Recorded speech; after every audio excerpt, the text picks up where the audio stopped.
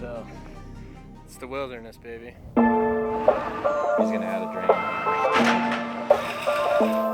Well, we're headed up to the cabin. They've already started to dig out where the cabin's gonna sit. I got some stakes put in for footings, so we're just going up to take a look at things and make sure everything's gonna sit where we need it. And it's kind of all just prep work right now. See what we need to do to keep things running smoothly.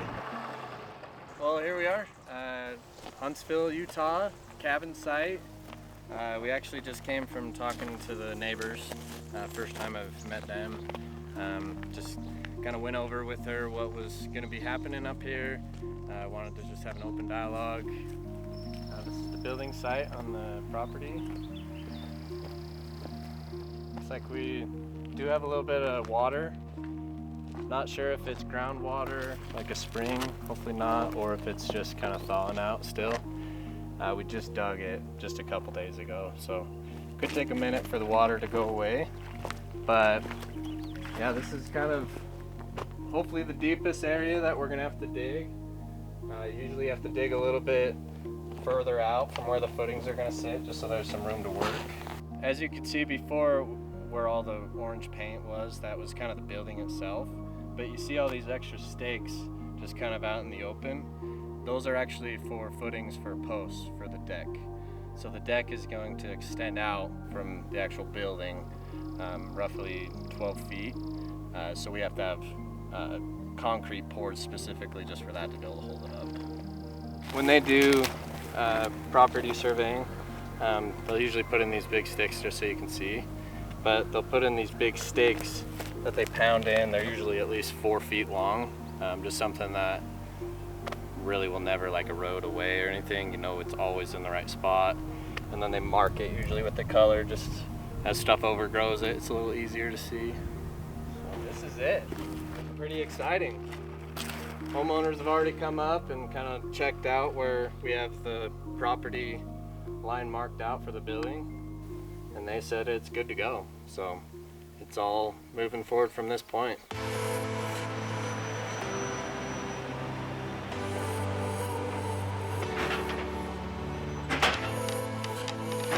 With them being 4 foot. So we're back at it. It's been a few weeks, hit a few roadblocks. We now have foundations, footings. We got a lot happening now. Framing, they're backfilling the interior, getting that ready for the concrete slab. We got plumbing that's got to happen underneath. We got to do waterproofing. You can see here we've marked out where we got to waterproof. That's going to be to protect from any runoff or big rainfalls or anything from leaking into the basement.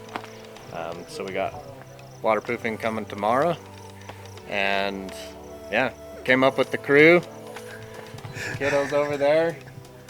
Hi. Say hey, Rhett. Say hi. He comes up on all the jobs. He's gonna take my job someday. You can see this massive pine tree that we had to take out. That was not part of the plan. But both me and the homeowner really would have liked to have kept that tree. So we're actually pretty sad to see it go. But we needed to be able to take it out because it's going to be too close to our roof line, and we just don't need any issues later on down the road. So customer ultimately was happy with getting it out of here. The view is awesome now, so that's going to be a kind of a perk of taking it out.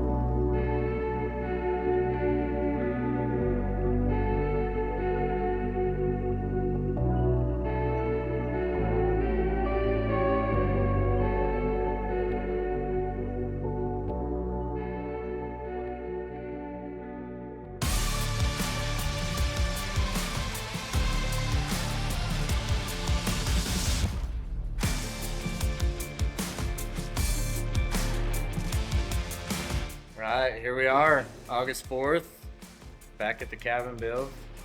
Framers are going wild. They're super fast. So right now we're standing in the garage. A lot going on here. We've got a porch cap. We've got concrete, like 8 inches of concrete across this whole thing, just to seal off the garage.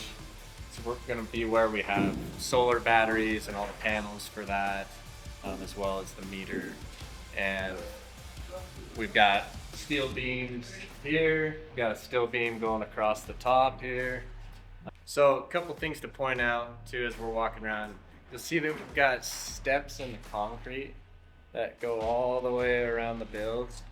Like full height thickness on the right, steps down again all the way around to the front. And that was just in the effort to save on some concrete. We were gonna have to do 14-foot walls on this downhill side, and that just was not gonna work price-wise. So we had to actually have the engineer restructure everything, and that's why we've got more steel beams and headers all over the place. That's just one of the things working in construction, is you gotta be able to adapt with whatever comes next. So, all right, heading on up to the loft.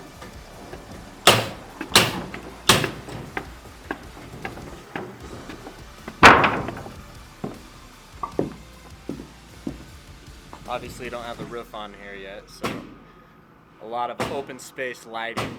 It's all gonna go really fast. But okay, they're just getting ready to tilt up another wall. They actually build it on the ground, and they're heavy enough, it's not like you can just lift it. So they build these little wedges, pound under there to give them a purchase point to put their fingers.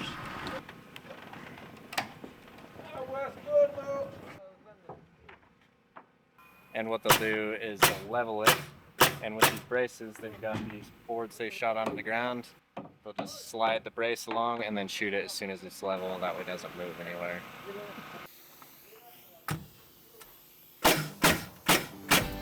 So if any of y'all know construction, it's all about how to handle hiccups. This build has had a lot of hiccups, starting from the permit process all the way to framing. So just to touch base on a few of them that might help you guys in the future, starting out with permits. For cabin builds specifically, a lot of counties and areas you live in might require a geotechnical hazard report, which basically just tests the soil and makes sure slope stability is good. Definitely wasn't something that was on my mind. Thought I had everything ready. That set me back a little. And so as for permitting goes, there's constantly stuff that I have forgotten or didn't realize I needed. And like I said, that's just construction. But as a new builder, I feel like it's valuable for me to explain some of the hiccups to you guys. So after that, excavation. First thing, we excavate and we find a ton of water. Not ideal for building a huge 3,700 square foot cabin on, but we adapted. Had to get some soil engineers in. They tested the soil. We had to do some extra sampling and testing with them, but we got it squared away and the county was good with it. Next thing was that we ended up having to turn the cabin 90 degrees, which was not the plan, but that's what we had to do to not have to cut into the mountain as far. That posed a lot of other issues. With that, the structural part of the building, so concrete for the whole foundation, right? Well, since we turned it, we didn't want to have 14-foot walls of concrete, so we had to make an audible, and we had to make some steps in the foundation to accommodate for that. When you do that, now you got to change all the engineering for the wood, and so I had to reach out to the engineers. That was a whole extra fee to re-engineer the whole basement framing, but we got it squared away, and now we're to the point where we've almost got the roof on. But come to find out, the main ridge beam for the whole cabin is on back order, and we're like 2 to 4 weeks out. Something we just don't have any say on. It's just, it is what it is.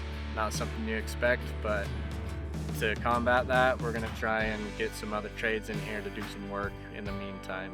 To get the plumber in, HVAC in, that way we can just fill time and not feel like we're losing time in the overall. So with all that being said, I mean, that's probably only half of the hiccups. Every day as a general contractor, I'm just constantly on the phone trying to figure out what's next, what am I missing. It's a full-time job, and on top of it, I'm a full-time firefighter. So I can't be up here every day. It's an hour-and-a-half drive, but I try to be present in other ways, making phone calls and texting and talking to the lumber yards. But one of the main reasons why I wanted to do a series like this was because a lot of you like this stuff. You might not be somebody that would go build a cabin, or maybe you are. Maybe you're a general contractor and this is something you want to do. And I want to be able to start this series to help you guys out and maybe learn from some of my mistakes or some things that I forgot about. And I think that's going to be valuable to everybody. Plus, who doesn't love watching a cabin being built in this amazing wilderness area? Home's going to be off-grid. The only thing that we have that isn't off-grid is the HOA has a water system. Everything else is off-grid. So we're truly remote out here, and it's just going to be an awesome time, and I'm excited for you guys to come along with us.